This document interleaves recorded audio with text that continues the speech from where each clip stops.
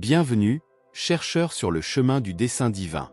Aujourd'hui, nous nous lançons dans un voyage à travers les enseignements profonds de C.S. Lewis, un érudit et théologien vénéré. Préparez-vous à découvrir les signes qui indiquent votre élection par Dieu. Rejoignez-nous alors que Lewis dévoile la voie pour découvrir votre destin sacré. Voici l'exploration par C.S. Lewis des 9 signes de l'appel divin. Commençons. L'amour, l'émotion la plus radieuse chez les humains, nous guide à travers les nuits sombres et les mers agitées. Parmi ses diverses formes, l'agapé règne suprême, illuminant le chemin vers notre dessein divin, l'amour inconditionnel. Lewis identifie l'agapé comme la forme la plus pure d'amour, donnant désintéressément sans attendre en retour. Cet amour transcende les émotions et le besoin de réciprocité, coulant librement comme un fleuve nourrissant des terres stériles. Il reflète l'amour du Créateur pour sa création, nous exhortant à l'imiter dans nos interactions avec le monde. Aimer inconditionnellement nous transforme en canaux de grâce divine, à travers lesquels la lumière céleste guérit notre monde fracturé. Cet amour n'est pas seulement un idéal, il exige l'action. Il nous met au défi de transcender nos désirs personnels, d'aimer même au milieu des tempêtes de la vie. Lorsque l'amour devient un choix plutôt qu'une sensation fugace, nous reflétons l'image divine. Si votre cœur est attiré par l'amour inconditionnel, donnant sans rien attendre en retour, vous pourriez répondre à un appel plus élevé. Cet amour désintéressé sert de phare, signalant votre rôle en tant que porteur de lumière dans un monde souvent éloigné de l'essence du véritable amour. Embrassez pleinement cet appel, car en aimant inconditionnellement, nous participons à l'histoire divine, tissant nos fils dans la grande tapisserie de la création, tissée par l'auteur avec des fils de grâce, de miséricorde et surtout, d'amour. Dans un monde rempli de demi-vérités et d'échos lointains de sagesse oubliée, la quête de la vérité pure émerge comme une noble entreprise, une lumière guide perçant le brouillard de l'incertitude. C.S. Lewis, autrefois sceptique, s'est lancé dans une quête inébranlable de vérité, un voyage qui l'a finalement conduit à embrasser la foi. Sa transformation du doute à la croyance souligne le rôle profond qu'une quête sincère de vérité joue dans notre cheminement spirituel. Lewis soutenait que notre aspiration à la vérité n'est pas qu'une coïncidence, mais un écho divin en nous, un phare de notre Créateur nous dirigeant vers lui. Ce désir est insatiable, nous poussant vers une compréhension et une sagesse plus profonde qui résonnent avec notre être intérieur. Cette quête exige du courage, car la vérité remet souvent en question nos hypothèses et nous oblige à abandonner les illusions confortables pour une réalité plus profonde.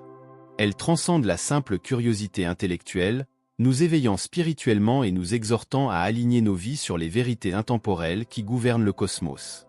Si vous vous sentez poussé par une soif inextinguible de découvrir la réalité, de vous accrocher à ce qui est vrai et de rejeter les mensonges, considérez cela comme un signe de votre appel.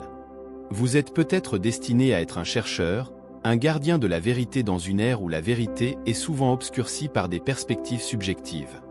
Accueillez cet appel avec la persévérance d'un érudit et l'humilité d'un pèlerin. Dans votre quête de vérité, vous découvrirez bien plus que des réponses. Vous trouverez un chemin qui vous rapprochera de votre dessein divin et du cœur de Dieu lui-même. Car en cherchant la vérité, nous avançons non seulement vers la connaissance, mais vers l'essence même de toute vérité, l'auteur de notre foi qui nous invite à le connaître et en le connaissant, à découvrir notre véritable identité. Au sein de la tapisserie complexe de l'existence humaine, l'interaction entre le bien et le mal tisse un motif complexe, révélant des contrastes saisissants qui définissent notre paysage moral.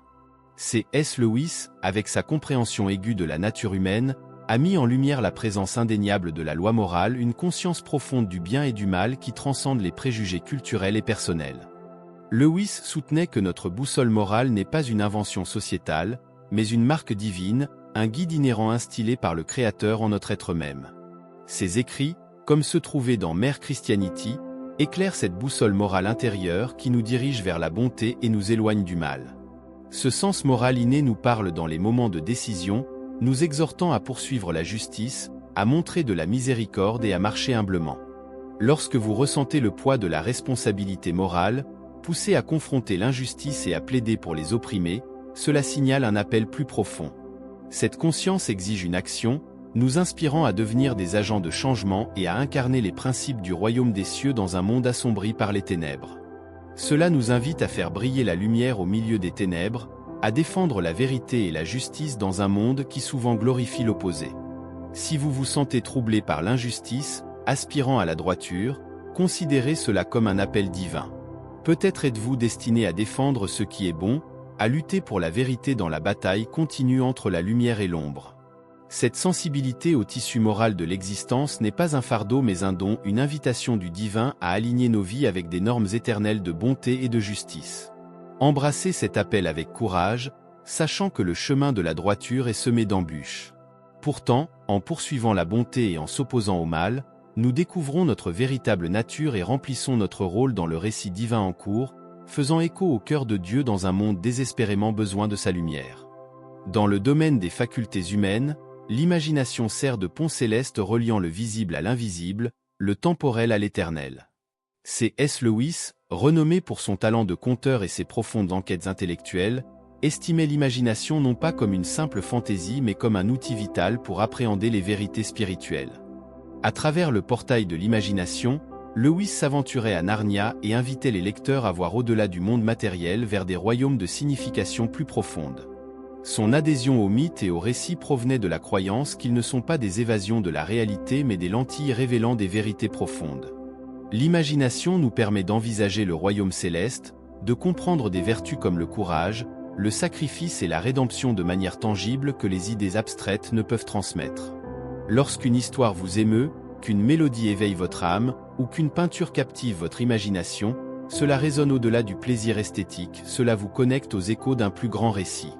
Le don de l'imagination dépasse les artistes et les écrivains, c'est un don divin accordé à chaque humain, nous incitant à envisager non seulement le monde tel qu'il est mais tel qu'il pourrait être. Si vous vous sentez poussé à rêver, créer et imaginer, cela peut signaler un appel à tisser des histoires qui reflètent des vérités profondes sur l'existence. Embrassez ce don d'imagination avec à la fois responsabilité et joie. En créant des histoires, en peignant des tableaux ou en composant des mélodies qui font écho au récit divin, vous participez à l'œuvre créative de Dieu. Par votre imagination, vous offrez des aperçus de l'invisible et des goûts de l'éternel. Si votre cœur résonne avec des rêves et des visions, si votre esprit vagabonde à travers des royaumes de merveilles et d'émerveillement, prêtez attention à cet appel. Vous pourriez être choisi pour servir d'ambassadeur de l'invisible, chargé de la tâche sacrée de rendre le divin tangible par le pouvoir de l'imagination. Dans la tapisserie de l'expérience humaine, la douleur et la souffrance constituent certains des paysages les plus redoutables que nous rencontrons. Pourtant, dans ces ombres réside un potentiel profond de transformation et de révélation.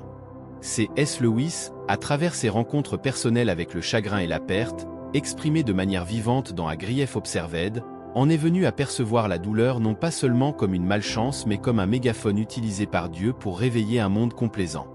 Lewis soutenait que la douleur, dans son honnêteté brute, expose la fragilité de notre existence terrestre, dépouillant les illusions d'autosuffisance et d'invulnérabilité. C'est dans ces moments de vulnérabilité que nous entendons souvent le murmure divin et reconnaissons notre besoin de quelque chose de plus grand que nous-mêmes. Ainsi, la douleur devient non seulement un adversaire mais un guide nous conduisant au cœur de Dieu. Cette perspective nous invite à voir nos propres épreuves non pas comme des tribulations sans signification mais comme faisant partie d'un récit plus large de rédemption et de croissance. Lorsqu'on est confronté à des difficultés qui ébranlent nos fondations, nous pouvons les voir comme des invitations à une communion plus profonde avec le divin. Dans le creuset de la souffrance, notre caractère est affiné, notre foi s'approfondit et notre dépendance à Dieu se solidifie.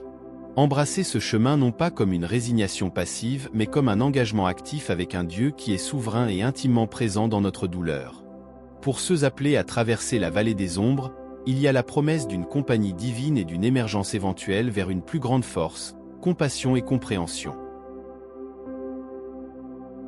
Si votre chemin est marqué par des épreuves, si votre cœur connaît le chagrin, considérez cela comme un signe de votre appel à témoigner de la puissance rédemptrice de Dieu. Votre douleur abandonnée peut devenir un puissant témoignage de foi, d'espérance et d'amour qui transcende les ténèbres. Dans chaque cœur humain réside un désir, une aspiration qui transcende les limites du temps et de l'espace. Le désir en nous transcende les plaisirs terrestres et les moments fugitifs. C.S. Lewis, profondément perspicace sur la nature humaine, a identifié ce désir comme un écho divin, nous guidant vers notre destinée ultime en Dieu. Il a fameusement qualifié ce désir de Sehnsucht, un mot allemand encapsulant une aspiration profonde pour l'infini, l'éternel, l'inatteignable. Ce désir trouve son expression dans nos désirs les plus profonds, nos aspirations nobles et nos prières sincères. Lorsque nous ressentons cette agitation, lorsque nos âmes aspirent à une demeure inconnue, cela signale que nous sommes faits pour plus que ce monde. Ce désir éternel n'est pas une simple fantaisie ou un vœu pieux. Il est tissé dans nos âmes par le Créateur lui-même. Cela nous rappelle que nous sommes des pèlerins voyageant à travers ce monde, nous dirigeant vers une destination au-delà de l'horizon du temps. Embrasser ce désir nous ouvre à des rencontres avec le divin au-delà de notre imagination. Si votre cœur résonne avec cette aspiration, si vous aspirez à une connexion plus profonde avec l'Éternel, considérez cela comme un appel à chercher le divin. Votre désir n'est pas futile, il vous invite à une quête de sens et de but qui nous ramène vers Dieu. Embrassez ce désir, car il promet l'accomplissement et assure une destinée transcendant les limites mortelles. En cheminant vers l'Éternel, trouvez du réconfort dans les paroles du psalmiste, « En ta présence il y a plénitude de joie, à ta droite, des délices éternelles. » Dans l'immense étendue de la création se trouvent des mystères qui dépassent notre compréhension finie, des vérités au-delà de notre portée.